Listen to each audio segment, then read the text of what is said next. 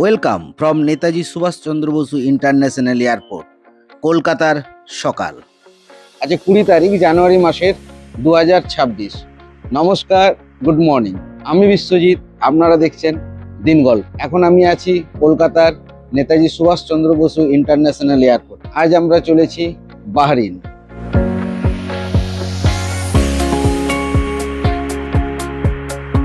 ভেতরে প্রবেশের আগে আমাদের যে এয়ার টিকিট সেটি দেখলো এবং একটি আইডেন্টিটি প্রুফ হিসাবে আধার কার্ড অথবা পাসপোর্ট দেখে তারপর কিন্তু আমাদেরকে ভেতরে প্রবেশ করতে দিল। এবার আমরা যাচ্ছি ইন্ডিগোর সঙ্গে। তো সবার প্রথমে ইন্ডিগোর যে কাউন্টার আছে সেখানে এলাম এবং এখানে আমরা বোর্ডিং পাস নিলাম আর সঙ্গে যে লাগেজ ছিল সেটিকে চেক ইনে দিয়ে দিলাম। 22 কেজি ম্যাক্সিমাম আমরা চেক ইন লাগেজ করতে পারবো আর হ্যান্ড লাগেজ আমরা 7 কেজি নিয়ে যেতে পারবো।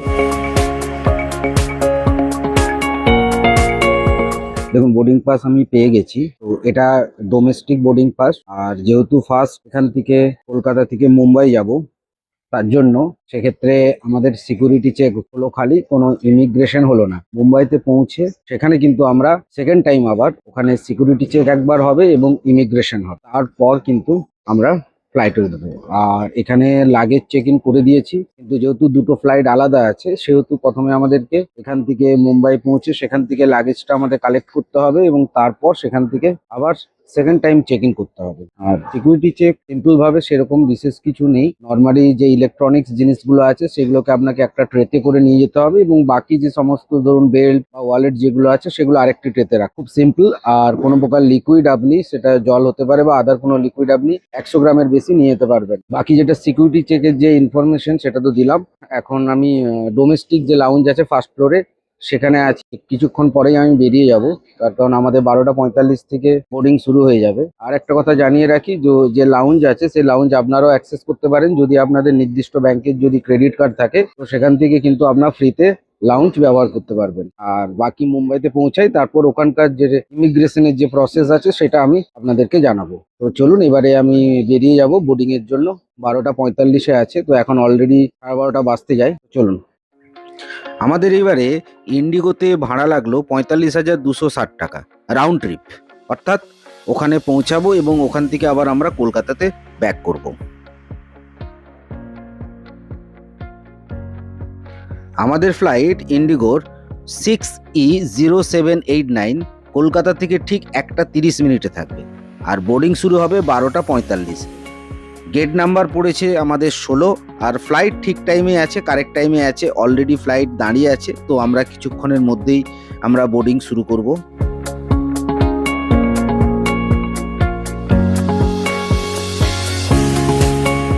Boarding complete. এবারে যাচ্ছি আমি মুম্বাইয়ের ফ্লাইট ধরতে। আউচি মুম্বাই, কারেক্ট টাইমে আছে ফ্লাইট। এটি একটি ডোমেস্টিক ফ্লাইট এবং এর সিট অ্যারেঞ্জমেন্ট আছে 3:3। এটি কিন্তু মুম্বাইতে থেমে যাবে। আমরা নেক্সট অন্য একটি ফ্লাইট ধরে বাহরিন যাব। আমরা আর কিছুক্ষণের মধ্যেই কিন্তু মুম্বাই এয়ারপোর্টে ল্যান্ড করব। ওখানকার অ্যারাইভাল টাইম দেয়া আছে বিকাল 4:30। এখন কিন্তু ঘড়িতে 4টা বাজে, অর্থাৎ আমরা ঠিক কারেক্ট টাইমেই কিন্তু মুম্বাই এয়ারপোর্টে ল্যান্ড করে যাচ্ছি।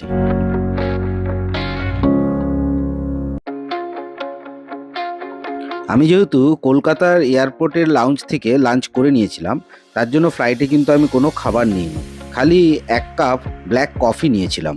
এইমাত্র আমাদের ফ্লাইট মুম্বাই এয়ারপোর্টে ল্যান্ড করলো। এখন ঘড়িতে বাজে 5:10। তো এখান থেকে টার্মিনাল 2তে আমাদের ল্যান্ড করেছে এবং আমাদের নেক্সট যে ফ্লাইট সেটাও কিন্তু টার্মিনাল 2তেই আছে। আর সেই ফ্লাইটটা কিন্তু ইন্ডিগোর আছে এবং সেটা ডিরেক্ট কিন্তু বাহরিন যাচ্ছে, যার টাইমিং আছে 8:55 আর ওটা ওখানে পৌঁছাবে রাত 10:42। তো এখন আমরা যে আমাদের লাগেজ আছে সেই চেকিং বেল্টে যাব এবং সেখান থেকে লাগেজ নিয়ে আমাদেরকে আবার কিন্তু সেম প্রসিডিওর, অর্থাৎ সিকিউরিটি চেক, ইমিগ্রেশন সব কিছু করতে হবে, তার কারণ দুটো ফ্লাইট আলাদা। আর কিছুক্ষণ পরে আমরা এই কাজগুলো সেরে নেওয়ার পর আপনাদেরকে ইমিগ্রেশনের সম্বন্ধে ডিটেলস আপনাদেরকে জানাবো। আপনাদের চেকিং লাগেজ কালেক্ট করতে কোনো অসুবিধা হবে না, তার কারণ প্রথমত ফ্লাইটেই বলে দেওয়া হয় যে কত নাম্বার বেল্টে আপনার লাগেজ আসবে। তাছাড়াও বেল্টের সাইডেই যে স্ক্রিন আছে সেখানে কিন্তু আপনার ওই ফ্লাইটের নাম্বার দেওয়া থাকে।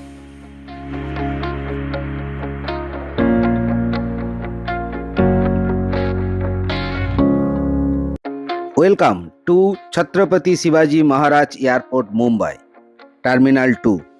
এটি ভারতবর্ষের দ্বিতীয় ব্যস্ততম এয়ারপোর্ট, আর আমাদের টার্মিনাল 2তেই কিন্তু নেক্সট ফ্লাইট আছে। এটা একটা ভালো দিক, তার কারণ মুম্বাই এয়ারপোর্টে টার্মিনাল 2 থেকে টার্মিনাল 1 যেতে কিন্তু আপনার 15 থেকে 20 মিনিট সময় লাগে। ওটি একটি আলাদা জায়গায়, এবং তার জন্য আপনাকে আলাদা বাস নিতে হবে অথবা আপনাকে ক্যাব ভাড়া করে কিন্তু যেতে হবে।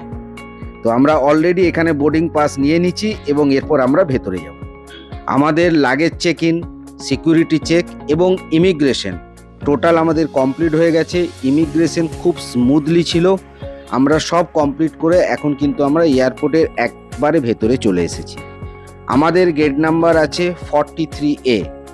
এই 43A থেকেই রাত 8:55 আমাদের বাহারিন যাওয়ার ইন্ডিগোর ফ্লাইট ছাড়বে। Flight number 6E1201।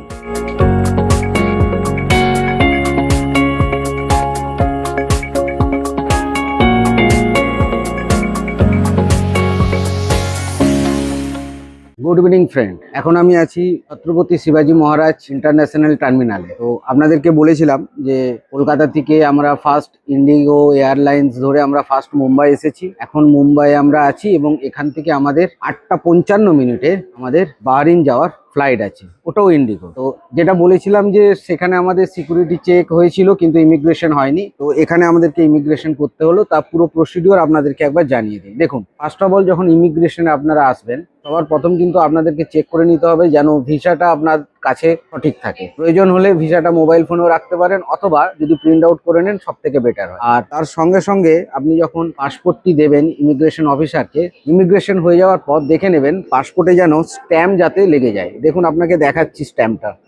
এই দেখুন, এখানে দেখাচ্ছে স্ট্যাম্পটা আপনার আছে। দেখুন, 20 তারিখ জানুয়ারি মাসের 2026, অর্থাৎ আমরা যে ইন্ডিয়া থেকে বেরোচ্ছি তার স্ট্যাম্প কিন্তু এখানে লেগে গেল যে 20 তারিখে আমরা বেরোচ্ছি। এবং আবার যখন আমরা রিটার্ন করব তখন কলকাতা এয়ারপোর্টে কিন্তু আমাদের আবার ইমিগ্রেশন হবে এবং সেখানে কিন্তু আরেকটা স্ট্যাম্প লাগবে, ফেরার স্ট্যাম্প। আর ইকুয়ালি যখন আমরা আবার বাহারিনে ঢুকবো ওখানেও যে ইমিগ্রেশন হবে সেখানেও কিন্তু এরকম পাসপোর্টে একটা স্ট্যাম্প লেগে যাবে। তার সঙ্গে সঙ্গে আমরা বোর্ডিং পাসও পেয়ে গেছি এবং বোর্ডিং পাসেও কিন্তু ইকুয়ালি দেখুন একটা স্ট্যাম্প কিন্তু লেগে গেছে। তো কিছু নিয়ম আপনাদেরকে বলে রাখি যে বাহরিনে কিন্তু দু ধরনের ভিসা হয়, একটা হচ্ছে ই ভিসা আর একটা হচ্ছে স্টিকার ভিসা। তো বর্তমানে ই ভিসাটাই ম্যাক্সিমাম মানুষ করে, তার কারণ ই ভিসাতে টাইম খুব কম লাগে এবং খুব কুইক কিন্তু ইস্যু হয়ে যায়, আর খরচাটাও কম। ই ভিসার জন্য খরচা পড়ে আপনার 2000 টাকা, কিন্তু যদি ওটা আপনি স্ট্যাম্প ভিসা নেন তখন কিন্তু খরচাটা আপনার 2500 থেকে 3000 টাকার মতো হতে পারে। আর ভিসার জন্য কি লাগে, ভিসার জন্য আপনার ই ভিসা যদি করতে যান তো ওদের একটি ওয়েবসাইট আছে evisa.gov.ph। ওই ওয়েবসাইটে আপনাদেরকে যেতে হবে এবং সেখানে আপনাদেরকে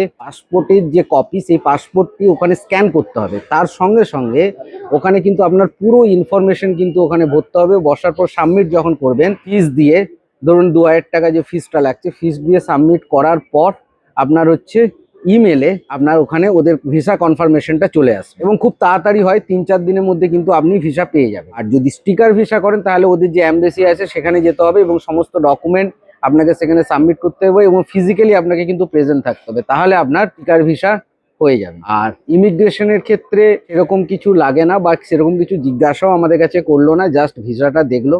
তবে অনেক সময় কি হয় বলুন তো, যে ইমিগ্রেশন অফিসারের উপর ডিপেন্ড করে যে কি কি ওনারা ডকুমেন্ট চায়। অনেক সময় জিজ্ঞাসা করেন যে হোটেল বুকিং আমাদের কনফার্মেশন দেখতে চান, অনেক সময় আবার ওখানে আমরা কি কারণে যাচ্ছি তার ডিটেলস জানতে চান। তো এক্ষেত্রে কিন্তু আমাদের সেরকম কিছু জিজ্ঞাসা করলো না, জাস্ট ভিসাটা দেখলো এবং পাসপোর্টে স্ট্যাম্প মেরে দিল। তো এখন বাজে আপনার 7:10, আর এখন আমাদের 7:55 থেকে আপনার হচ্ছে আমাদের বোর্ডিং শুরু হবে। এই মুম্বাই এয়ারপোর্ট যথেষ্ট বড়, আমাদের গেট দিয়েছে 43/A আমাদের গেট নাম্বার।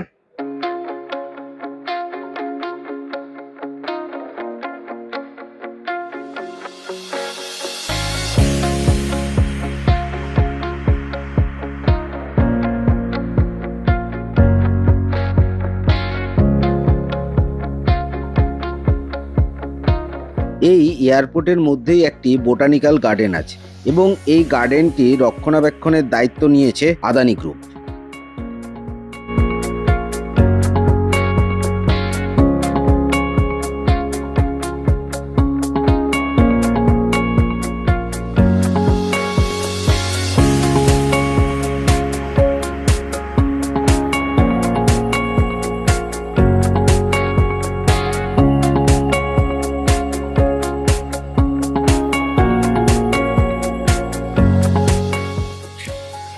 এটি মুম্বাইয়ের প্রধান ইন্টারন্যাশনাল এয়ার টার্মিনাল 2 হলো সবচেয়ে আধুনিক টার্মিনাল। এই টার্মিনাল থেকে বেশিরভাগ ইন্টারন্যাশনাল ফ্লাইট ওঠানামা করে, তবে অনেক ডোমেস্টিক ফ্লাইটও ওঠানামা করে। এই এয়ারপোর্টের মোট আয়তন প্রায় 4,50,000 স্কোয়ার মিটার। এই এয়ারপোর্টে মোট দুটি রানওয়ে আছে, রানওয়ে 09/07 ও রানওয়ে 14/32। এই টার্মিনাল 2 নির্মাণ করেছে L&T এবং ডিজাইন করেছে world famous architecture firm Skidmore, Owings and Merrill. এই বিমানবন্দরটির আগে নাম ছিল শহর এয়ার। 1999 সালে নাম পরিবর্তন করে রাখা হয় ছত্রপতি শিবাজি ইন্টারন্যাশনাল এয়ার। পুনরায় আবার ছত্রপতি শিবাজিকে সম্মান জানানোর জন্য 2018 সালের ডিসেম্বর মাসে নাম পরিবর্তন করে রাখা হয় ছত্রপতি শিবাজি মহারাজ ইন্টারন্যাশনাল এয়ার। এটি ভারতবর্ষের দ্বিতীয় বৃহত্তম ও ব্যস্ত এয়ার। প্রতিদিন হাজার হাজার যাত্রী এখান দিয়ে যাতায়াত। আন্তর্জাতিক মানের শপিং, লাউঞ্জ, ফুড কোর্ট সুবিধা রয়েছে এখানে।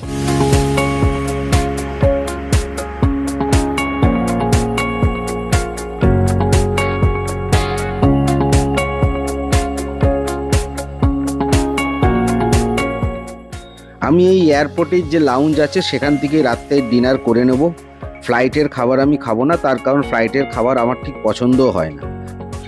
আর ক্রেডিট কার্ড থাকার জন্য আমাকে লাউঞ্জে কোনো পেমেন্টও করতে হবে না। এটা কিন্তু বেশ সুবিধাজনক। যারা রেগুলার ট্রাভেল করেন বাইরে, তাদের জন্য কিন্তু আমি বলবো এরকম একটি লাউঞ্জ ফেসিলিটিযুক্ত ক্রেডিট কার্ড অতি অবশ্যই নেবেন। আর কিছুক্ষণের মধ্যেই আমরা কিন্তু ফ্লাইটের ভেতরে থাকবো। ইন্ডিগো এয়ারলাইন্সের একটা জিনিস খুব ভালো, এনাদের সিট আরামদায়ক যতটা না, তার থেকেও বেশি ইম্পর্টেন্ট হলো এনারা কিন্তু টাইম খুব ভালো মেনটেন করেন। এবং এই জন্যেই ইন্ডিয়ার কিন্তু এই একমাত্র এয়ারলাইন্স যাদের টিকিট কিন্তু সবার আগে বুকিং হয়। আমাদের ফ্লাইট নাম্বার 6E1201, আর এই ফ্লাইটটিরও কিন্তু সিট অ্যারেঞ্জমেন্ট 3:3। আমাদের বাহারিন পৌঁছাতে সময় লাগবে 4 ঘন্টা 15 মিনিট। আর ইন্ডিয়ান টাইমের থেকে বাহারিনের টাইম কিন্তু 2.5 ঘন্টা এগিয়ে।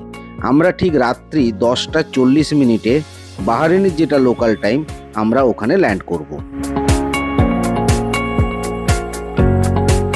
এখন বাজে ঠিক রাত্রি 11টা বাহারিনের লোকাল টাইম। আমাদের ইমিগ্রেশন কমপ্লিট করে নিয়েছি, এবারে আমরা লাগেজ বেল্টের দিকে যাচ্ছি।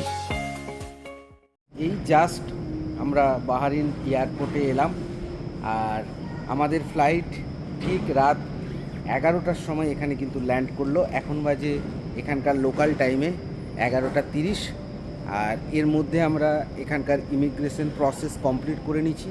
খুব সিম্পল এবং খুব স্মুথ এখানকার কিন্তু ইমিগ্রেশন প্রসেস। কোনো কিছু জিজ্ঞাসা করলো না, জাস্ট পাসপোর্টটা নিল এবং ভিসাটা দেখলো এবং একটা স্ট্যাম্প এখানে মারলো না, এখানে একটা কাগজ প্রিন্ট আউট করে বের করে দিল। তো সেই ইমিগ্রেশন প্রসেস কমপ্লিট করে এবারে আমরা চলে এসেছি আমাদের যে লাগেজ যেটা আমরা চেকিং করেছিলাম, সেই চেকিং লাগেজের যে বেল্ট আছে ওখানে আমরা চলে এসেছি। তো এখনও লাগেজগুলো আসেনি, লাগেজগুলো নিয়ে আমরা কিন্তু হোটেলের উদ্দেশ্যে বেরিয়ে পড়ব। আর একটা কথা, এখানকার এয়ারপোর্টটা কিন্তু খুব পরিষ্কার পরিচ্ছন্ন এবং খুব ফাঁকা। এত ফাঁকা বুঝতে পারছি না। আমাদের লাগেজ 3 নাম্বার বেল্টে দিয়েছে এবং ফ্লাইটের মধ্যেই কিন্তু এটা অ্যানাউন্স করে দিয়েছিল যে 3 নাম্বার বেল্টে আমরা লাগেজ পাবো।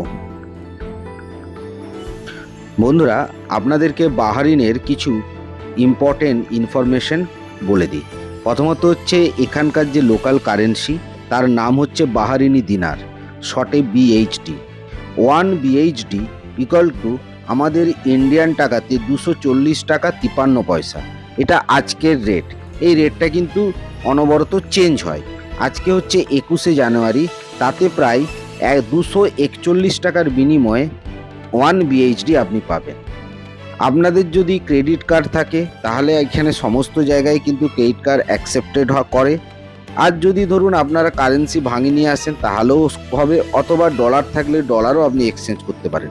এছাড়াও যদি আপনার ইন্টারন্যাশনাল ডেবিট কার্ড থাকে তাহলে এই এয়ারপোর্টের মধ্যেই কিন্তু ATM আছে। তো সেই ATM থেকে আপনার প্রয়োজন মতো আপনি BHD তুলে নিতে পারেন। এখানকার টেম্পারেচার 15 ডিগ্রি থেকে 20 ডিগ্রি সেলসিয়াস জানুয়ারি মাসে, কিন্তু বাইরে আমরা বেরিয়ে এসেছি, আমাদের কিন্তু বেশ ঠান্ডা লাগছে। আমার মনে হয় বর্তমানে যে টেম্পারেচার আছে সেটা যেটা দেখলাম সেটা হচ্ছে 11 ডিগ্রি সেলসিয়াস। নর্মালি এই দেশটি কিন্তু গরমের দেশ, এই কয়েকটা দিনই কিন্তু এখানে ঠান্ডা ওয়েদার থাকে। আমরা বেরিয়ে চলে এসেছি, এরপর আমরা বাস নেব। আমাদের বাস দাঁড়িয়ে আছে সামনেই, সেই বাসে করে এবারে কিন্তু আমরা আমাদের হোটেলের উদ্দেশ্যে বেরিয়ে যাব। এবারে আমরা যে হোটেলটিতে থাকব তার নাম হচ্ছে the diplomat Radisson Blu hotel. এটি মানামা সিটিতে অবস্থিত। হ্যাঁ, বাই দ্য ওয়ে, এবারে কিন্তু আমরা মানামা সিটিতে থাকব এবং এই হোটেলকে কেন্দ্র করেই কিন্তু আমরা আমাদের যে বাকি যে 4 দিন আছে সেই 4 দিন কিন্তু আমরা বিভিন্ন যে এখানে ট্যুরিস্ট স্পটগুলো আছে সেগুলো দেখব এবং আপনাদেরকে আমার ভিডিওর সাহায্যে শেয়ার করব। তো এর পরের যে ভিডিওগুলো আসবে সেই ভিডিওগুলোতে অতি অবশ্যই আপনারা কিন্তু যুক্ত থাকবেন। বাহরাইনের টোটাল একটা ট্যুর কিন্তু আমি আপনাদের দেব। এয়ারপোর্ট থেকে আমাদের হোটেলের আসতে সময় লাগলো 30 মিনিট। আমরা হোটেলে চলে এসেছি এবং চেক ইনও করে নিয়েছি। রাত যথেষ্ট হয়েছে এবং টায়ার্ডও আছি, প্রায় অনেকটা জার্নি করে এসেছি, এই জন্য ভিডিওটি আর বেশি বাড়াবো না। আর এই হোটেলের সেপারেট ভিডিও একটি আমার চ্যানেলে আমি পরে দেব, সেখান থেকে আপনারা হোটেলের ডিটেলস জানবেন। তবে হ্যাঁ, এই ভিডিওর শেষে যে রুমটিতে আমি থাকবো সেই রুম ট্যুরটি আপনাদেরকে দিয়ে দেবো। তো বন্ধুরা, এই ছিল আজকে আমার কলকাতা থেকে বাহরাইন আসার সম্পূর্ণ একটি ভিডিও। আপনাদের যদি ভিডিওটি ইনফরমেটিভ মনে হয় এবং ভালো লেগে যদি থাকে তাহলে অতি অবশ্যই লাইক করবেন, শেয়ার করবেন, আর চ্যানেলে নতুন হলে প্লিজ চ্যানেলটি সাবস্ক্রাইব করে দেবেন। আর সাবস্ক্রাইব করার পর বেল আইকনটি অতি অবশ্যই ক্লিক করবেন। এর ফলে কি হবে, যখনই আমি কোনো নতুন ভিডিও আপলোড করব তার ফার্স্ট নোটিফিকেশন কিন্তু আপনি পেয়ে যাবেন। তো আজকের জন্য এখানেই শেষ করছি। আবার দেখা হবে পরবর্তী ভিডিওতে। এই বাহরাইনের উপর আমার 3 থেকে 4টি ভিডিও আমি বানাবো এবং এই পুরো বাহরাইনকে আমি এক্সপ্লোর করব। তো চ্যানেলের সঙ্গে যুক্ত থাকবেন। আজকের মতো টাটা, বাই বাই, সুস্থ থাকুন, ভালো থাকুন, গুড নাইট।